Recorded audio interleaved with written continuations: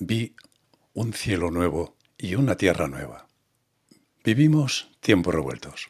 Esto ya no se le escapa a nadie. Y por si no había bastante, la última movida aquí en España apunta al rey y a la corona con todo lo que simbolizan. Y a mí me toca el alma, por lo que significan los símbolos y su enorme poder e influencia en las motivaciones y comportamiento humanos. Y el rey y la corona lo son. Son símbolos, símbolos asociados a la realeza, que es una cualidad de real, de esencial e inmutable, antes que personas. Recibo pues dicha noticia con sobrecogimiento, como un aviso de cambios que van más allá de las ideologías, pues afectan al contenido del inconsciente humano que es impredecible e ingobernable. Y la cojo, la noticia, como introducción de esta reflexión mía que también va de realeza y de coronas, aunque de otra índole, pues mi reflexión gira en torno a un futuro humano posible, configurado como una dinastía real, colectiva y dignificada. O sea, una nueva humanidad muy diferente a la actual. Sí, he dicho bien, como una dinastía real, colectiva y dignificada, es decir, afirmada en su dignidad.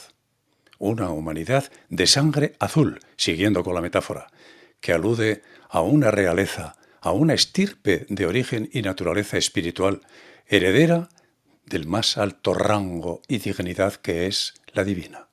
Y por extensión, también alude a una vida y un mundo nuevos largamente profetizados, que probablemente aguardan en la psique de la humanidad como un ideal, como un sueño por cumplirse, como una cosecha que recoger un día, y tal vez, ¿por qué no?, como el Dharma o deber moral de la sociedad actual, de la función o servicio a cumplir por las generaciones presentes en este momento de la evolución, cuyo cumplimiento supondría un punto de inflexión y hasta un hito, un verdadero renacer humano que marca un antes y un después en la historia. De eso estoy hablando. Y quiero hablar de lo que considero el mayor reto para la humanidad de los últimos 2000 años. Sí, has oído bien, el mayor reto humano en los últimos 2000 años. Una auténtica odisea que merece ser llamada de ese modo. Odisea de la especie. Lo cual sugiere la realización de un proceso que empieza en un punto, en un estado o nivel, y avanza superando dificultades hasta alcanzar otro considerado muy superior. Pues bien, en esa línea he publicado días atrás y en esta misma página 3 vídeos analizando el dónde estamos, el punto de partida, que es nuestra existencia en la caverna de Platón, con todas sus consecuencias que no es necesario repetir ahora. En ese punto empieza nuestra odisea, en la vida como habitantes de la caverna. Y mi reflexión de hoy, esta que comienzo a exponer, es la primera de otra serie que pretende responder a la pregunta de ¿a dónde queremos ir o llegar? ¿O qué futuro queremos o nos gustaría? Y que yo identifico con la idea de una nueva humanidad investida de dignidad real. Bien, en esa dirección, pues, voy a moverme. Vivimos tiempos revueltos, en efecto. Pero también es cierto que un rayo de luz está penetrando ya en la conciencia colectiva, anunciando el fin de la noche oscura. Así lo siento, en verdad. Y percibo este tiempo presente como el tiempo en que se cumple la experiencia humana pronosticada por Platón en su alegoría de la caverna, a la que, como veis, sigo conectado, y no por curiosidad intelectual, sino por necesidad vital y por sentido de responsabilidad. Tengo el sentimiento y la certeza de que nos hallamos en un momento crucial de la evolución humana y de que la alegoría de Platón es un punto de partida y una guía precisa e imprescindible para afrontarlo, como el guión de una película, que contiene tanto el devenir como el desenlace final. Rememoro, pues, paso a paso aquel relato con la atención puesta en mis adentros y también en el exterior, en el mundo y en las circunstancias actuales de pandemia que advierten acerca del porvenir. Y siento que aquella trama de la caverna de Platón se está desarrollando hoy y que nosotros somos sus sorprendidos protagonistas. Por ahí ando yo, en esa toma de conciencia, en esta reflexión que combina el dónde estamos, el rumbo y el destino, ante un horizonte donde se alza el mundo nuevo de las profecías que intuyo cercano, y no por un exceso de optimismo, sino por sentido de la realidad, de lo que hay en juego, de la gran apuesta evolutiva en relación a este tiempo que percibo.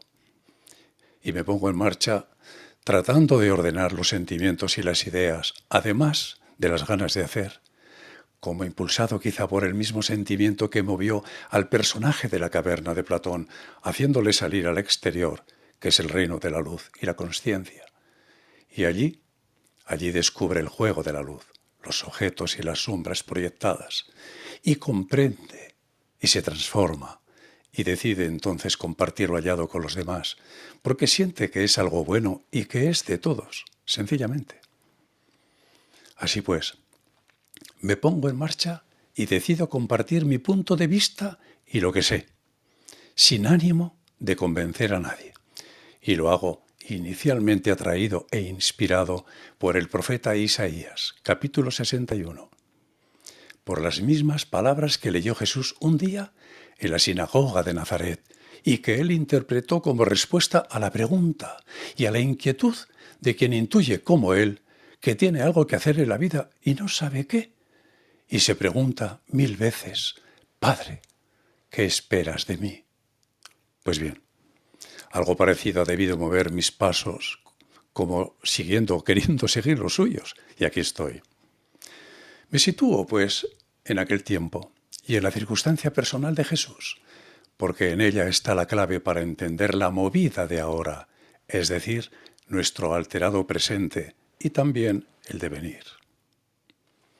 Es el tiempo de la juventud temprana de Jesús y del inicio de sus intuiciones.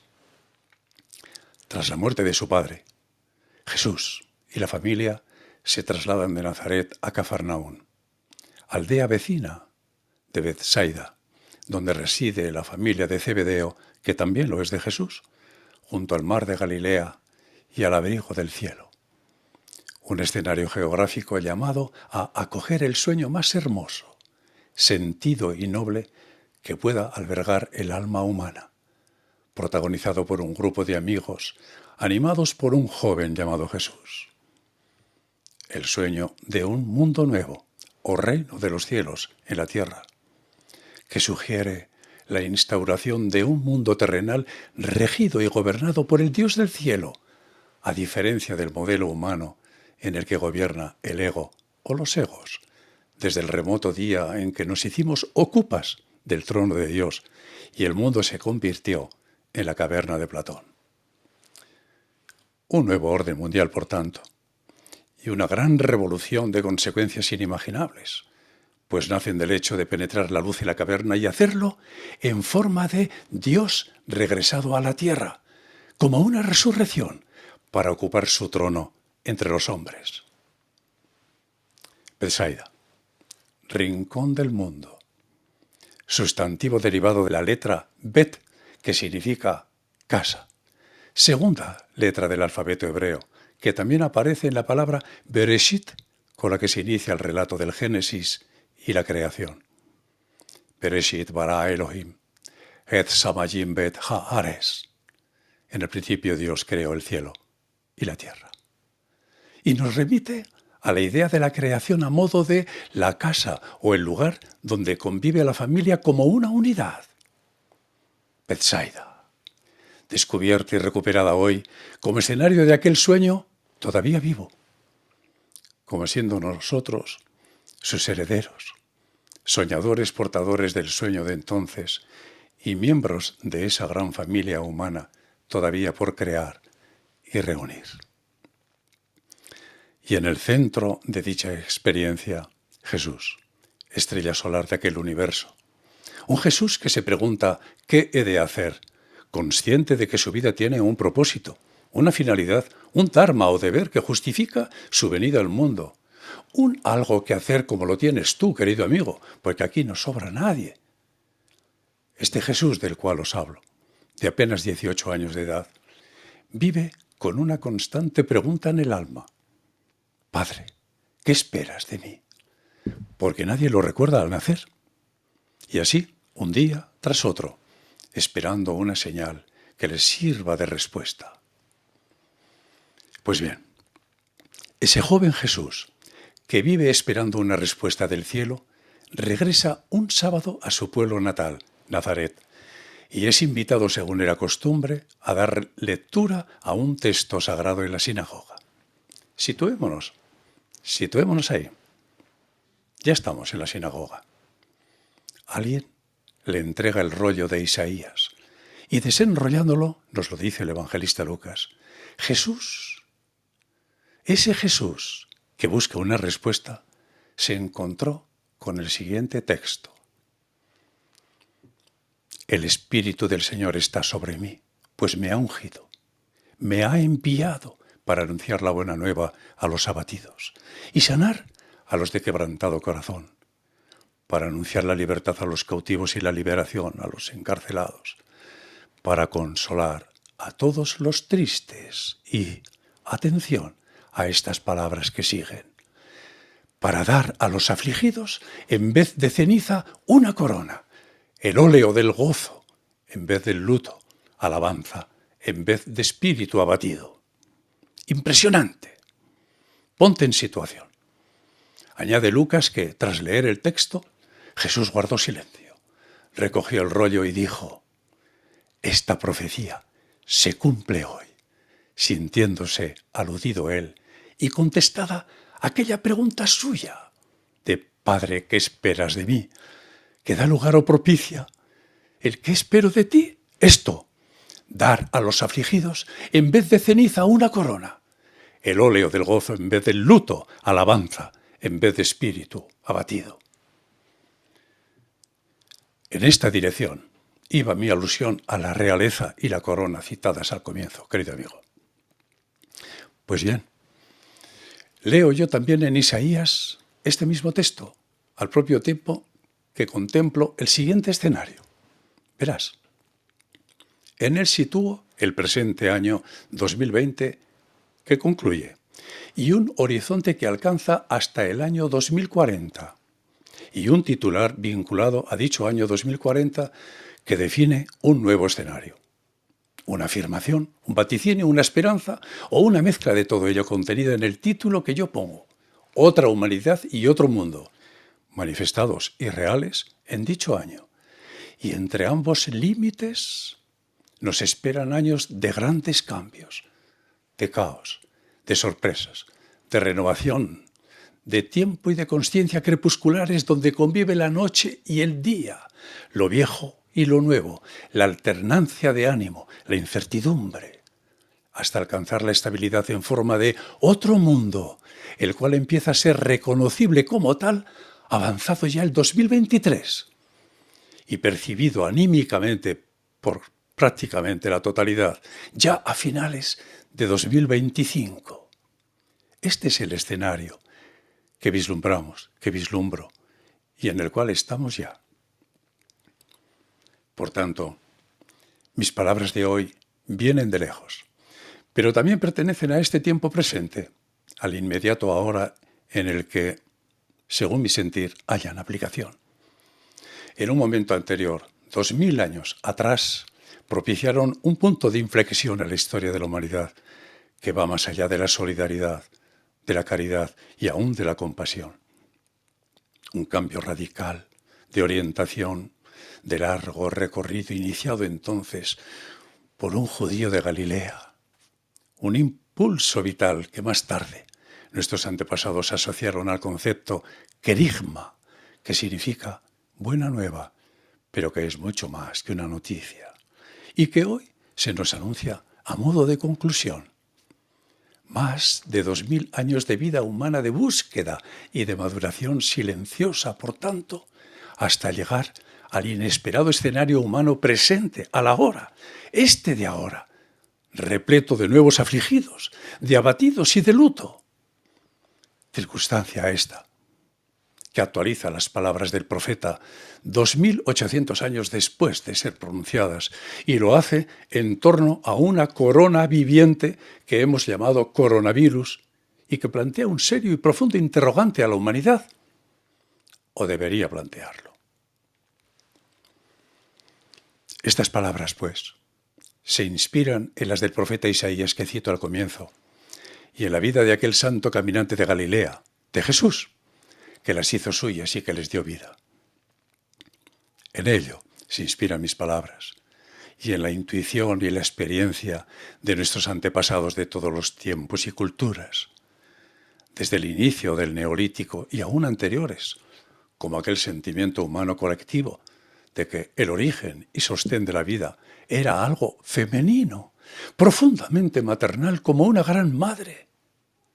O aquel otro del pueblo mapuche que habla del 13º rayo del sol, anunciador de una vida nueva, y coloca a la Patagonia en el escenario mundial presente, y de otras culturas más cercanas, donde emergieron personalidades tan significativas como Lao Tse, el Buda, los rishis, redactores de los Upanishads, por citar algunos en Oriente, o los filósofos griegos que miraron el mundo con los ojos de la razón y le dieron sentido, y los místicos y profetas del pueblo de Israel, los que vivieron allí y los nacidos aquí en Sefarat, que también fue tierra de ilustres árabes universales, y en los gnósticos como Plotino, y en tantos sabios anónimos de la era axial anterior a Cristo, y de muchos que le sucedieron a él en los albores del cristianismo, como también en otros más recientes, que iluminaron la tierra con su sentimiento profundamente humanista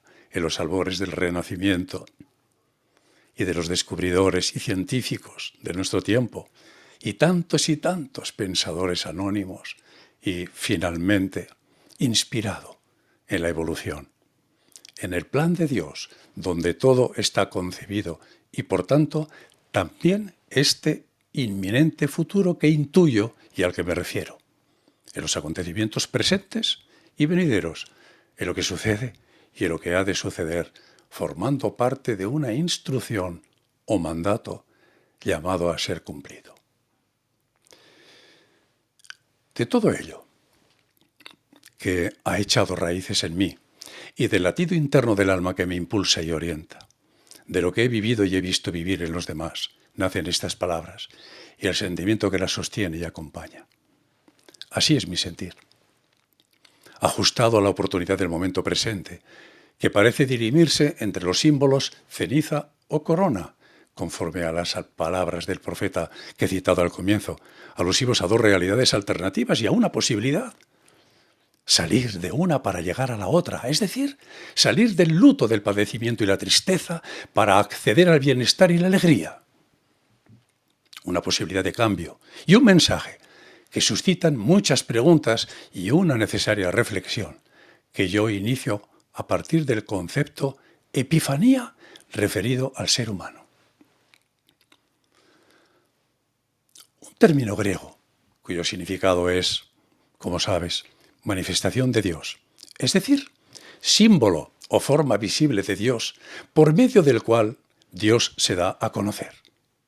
Algo parecido a las sombras de la caverna de Platón, pero a diferencia de aquellas, estas provistas de ánima o vivas, es decir, entes vivientes y por tanto epifanías.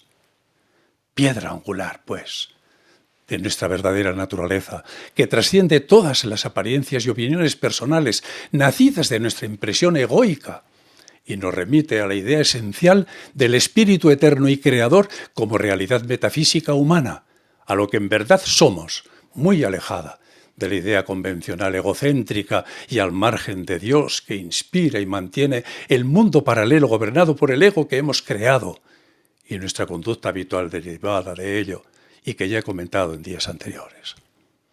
Una auténtica revolución de la consciencia, por tanto.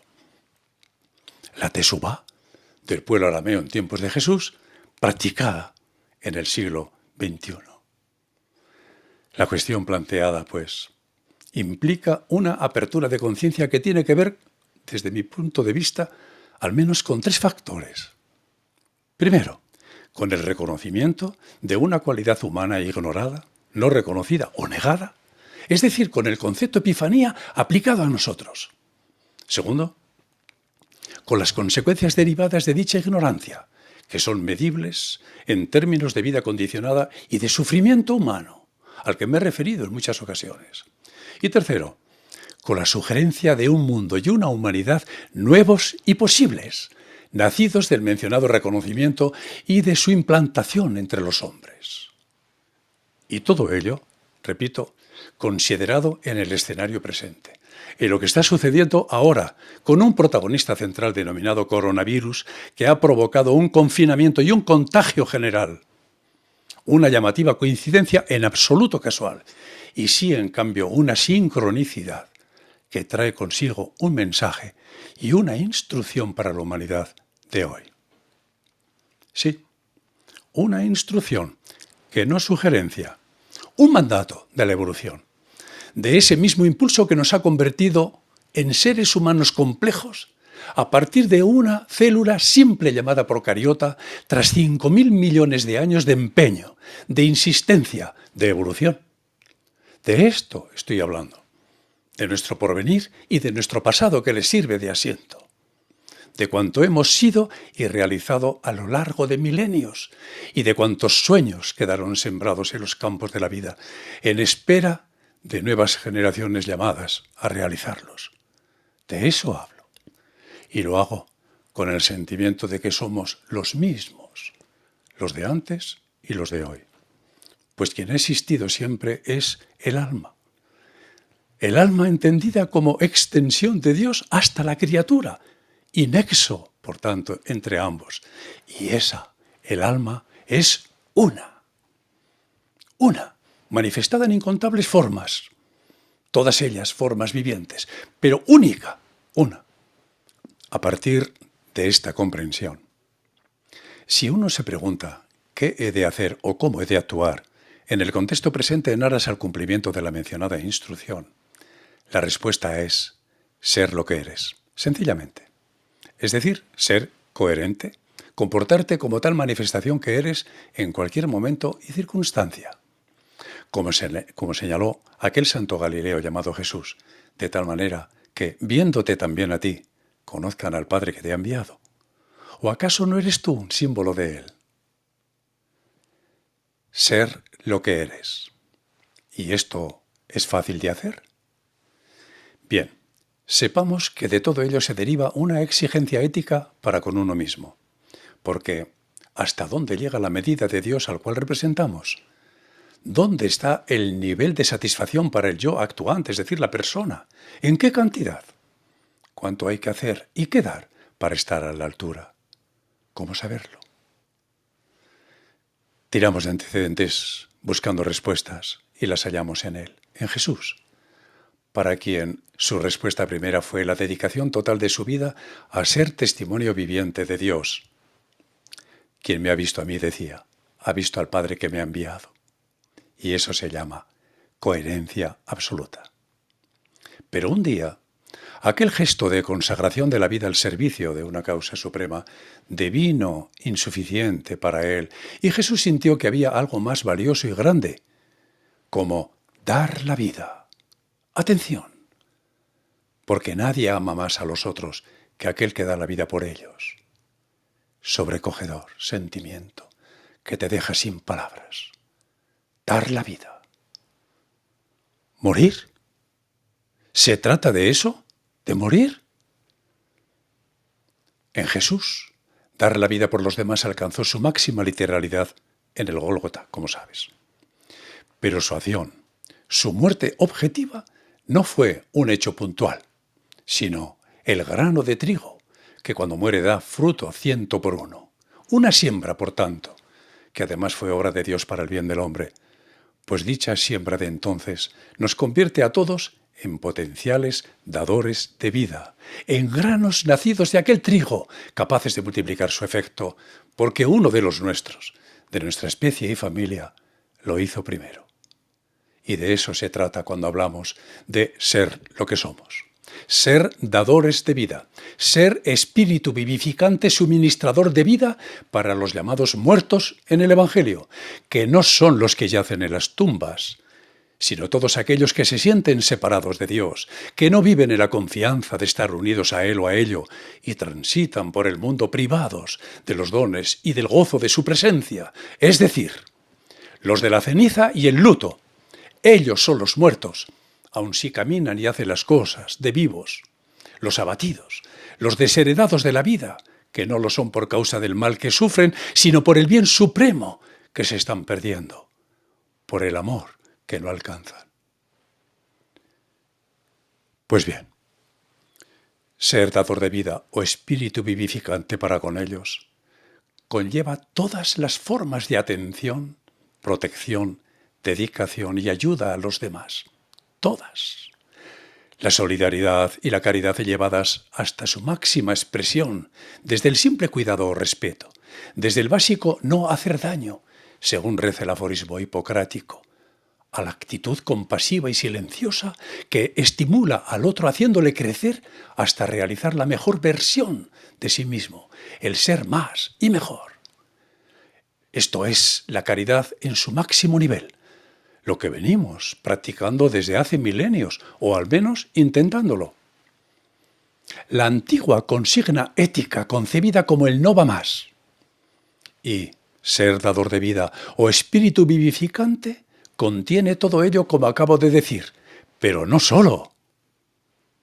Porque sin negar la caridad, ser dador de vida o espíritu vivificante añade la nueva consigna, la clave definitiva que es esta: reconocerlos como lo que son, epifanías o manifestación de Dios, símbolos sagrados.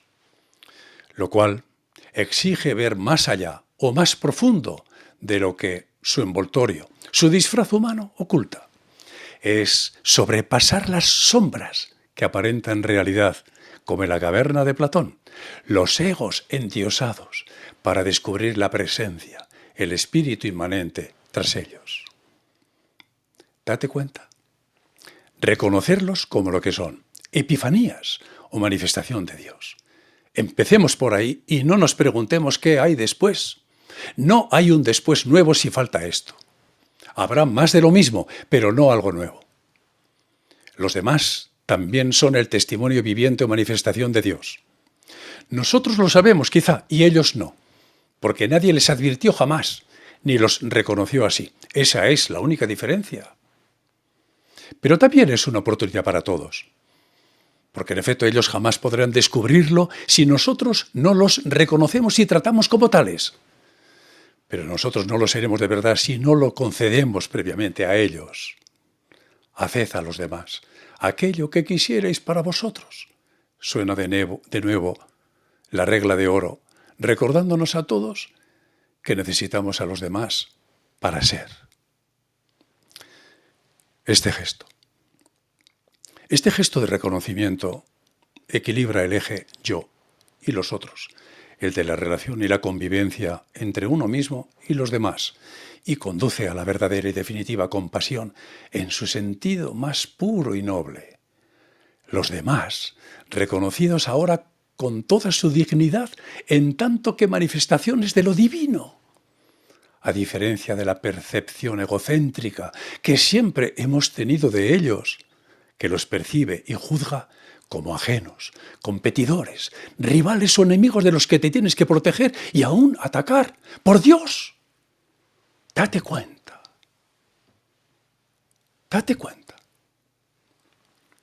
Llegados aquí, uno se pregunta, ¿cómo podría ser dicha convivencia?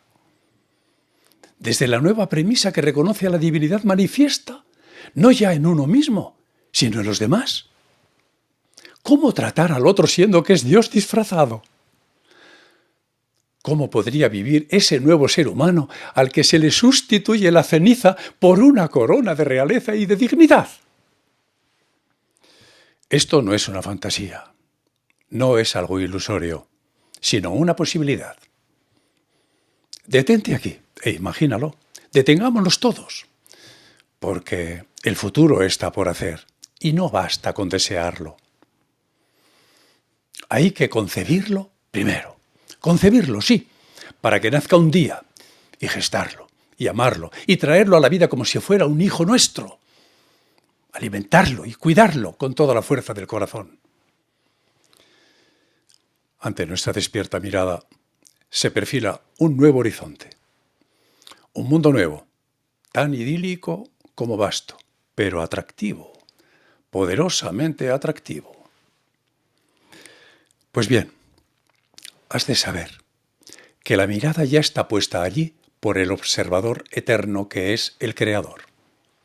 Recurro, con tu permiso, a esta terminología propia de la física cuántica de nuestros días, con la imagen del experimento del gato de Schrödinger ante mí, paradójicamente vivo y muerto a la vez, en el interior de la caja, en alusión al estado de probabilidad o de indeterminación que precede a la realidad manifiesta, y cómo ésta, la realidad, depende de la intervención y de la voluntad de un observador que la concrete para ser definitivamente realidad. Pues bien, siguiendo esa visión que comparto, así como la idea igualmente cuántica del tiempo reversible, afirmo, porque así lo siento, que el necesario observador ya ha intervenido. Y ello constituye de facto un propósito creador y una tácita instrucción. El objetivo, pues, ya está marcado en el plan de Dios, así como el impulso y los medios para su realización. Tengámoslo claro. A partir de ahí, todo es ya evolución o progreso hacia la meta y, por tanto, acción continua, es decir, creación continua. Hacer lo que corresponda en cada momento en aras a su cumplimiento. Reflexiona. En consecuencia, y en un contexto de creación continua, como este en el que nos encontramos, siempre habrá alguien de guardia, preparado y dispuesto para ejecutar lo que sea necesario en cada momento y en cada lugar. Siempre habrá trabajadores al servicio del plan que se sentirán convocados. ¿Comprendes? Medítalo, porque no se trata de una mera posibilidad. Pues bien, nosotros somos hoy ese cuerpo de guardia, o podríamos serlo, el relevo de un colectivo de vigilantes perpetuos del plan al que Jesús se refiere y llama vírgenes prudentes en su parábola. Sí, los de la lámpara siempre encendida. ¿Te sorprende mi afirmación? ¿O quizá te resuena? Contémplate, pues tal vez por eso estamos aquí, para hacer lo que toca hacer. Y lo que toca es ser dadores de vida o espíritu vivificante capaz de resucitar a los muertos, que hoy identificamos por fin no como los que yacen en las tumbas, sino como aquellos que, siendo manifestación de Dios, no lo saben y sufren por ello. Es decir, la inmensa mayoría de la población, los abatidos, a quienes hay que liberar del luto y coronarles de dignidad. Esa es la instrucción, la consigna que subyace en la situación presente de contagio general, causada por un coronavirus que ahora nos suena a un coronamiento general reconocido en uno mismo y por cada uno de nosotros en los demás. Esa nueva dinastía real coronada de dignidad a la que me he referido al comienzo, encarnada por cada ser humano y traducida en comportamiento ético y moral colectivo. Un cambio radical que trae a mi memoria aquellas palabras de Aurobindo, de Sri Aurobindo. De simples hombres se convertirán en seres espirituales y la vida terrena se convertirá en la vida divina. Palabras que sonaron a profecía hace más de un siglo y que hoy definen un escenario previsible en noviembre de 2025, fecha en la cual la frase que cito al comienzo, vi un nuevo cielo y una nueva tierra, trasciende las palabras y se convierte en un sentimiento colectivo, en un aleluya, como un respirar aire fresco al apuntar el alba.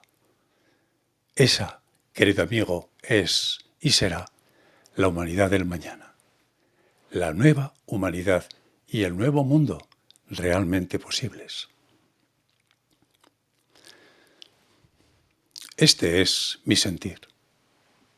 Y también es el tiempo de actuar como miembro del relevo a cuyo fin me encomiendo. Por delante quedan algo más de 2 años de actividad incesante para este cuerpo de guardia actual, hasta el 2023, fecha que marca el desenlace del crepúsculo en forma de amanecer a un nuevo día, a una nueva realidad que será cada vez más notoria a medida que nos acercamos al definitivo año 2025 y claramente manifiesta ya en el 2032. Final de un periodo de tiempo que conlleva un cambio de paradigma global, un nuevo modelo de civilización, o nueva era, o mundo nuevo, según quieras llamarlo. Y que la práctica implica una transición ecológica radical. Es decir, un cambio en la manera de relacionarnos entre los seres vivos y con el planeta que habitamos. Entre todos los seres vivos. Escúchalo bien. También los invisibles, esos que por su pequeño tamaño se escapan a la visión normal, es decir, los microorganismos, entre los cuales se halla este virus protagonista de la pandemia actual, que nos llega como mensajero de aquel marginado universo viviente. Sí, querido amigo, no te sorprendas. Todos los microorganismos, digo, y en particular los que viven en nuestro cuerpo, que guardan la memoria de lo que fuimos y que en número superan con muchísima holgura al de células. Y finalmente, de todo el conjunto de seres vivientes con el hábitat que ocupamos, el planeta Tierra, pues eso significa en verdad la palabra ecología, inspirada en el oikos de la antigua Grecia, que significa casa familiar o hábitat. Y la letra Bet, hebrea, que he citado al comienzo. Y el querigma cristiano, bien entendido. En definitiva, el sentimiento más noble y elevado jamás sentido aplicado a la vida en el mundo, lo cual es mucho más que una buena nueva o noticia. Es un renacimiento humano real, una gran aventura para la humanidad que merece ser llamada, y llamo, Odisea de la especie, la cual, como en el relato épico de Homero sobre Odiseo o Ulises, en su regreso a Ítaca, también implica tener 3 cosas básicas: destino claro, voluntad y determinación en quien emprende el viaje, más una cuarta que sostiene a las 3 anteriores, que es el sentimiento de que alguien que te ama te está esperando. Este es el reto de la humanidad al que me he referido al comienzo, querido amigo. El mayor de todos los habidos en estos 2000 últimos años. Es decir, en la historia humana después de Jesús, que dejó ya plantada la semilla. Contémplate ahora. Siéntete ante este inminente futuro que está llamando a tu puerta. No me digas que no te enamora este viaje. Siguen sonando aquellas palabras del profeta.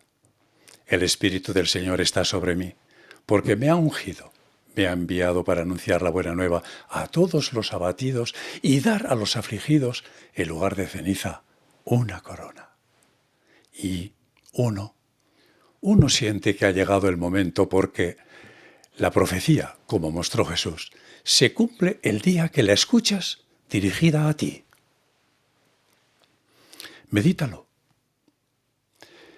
Medítalo porque hay mucho en juego.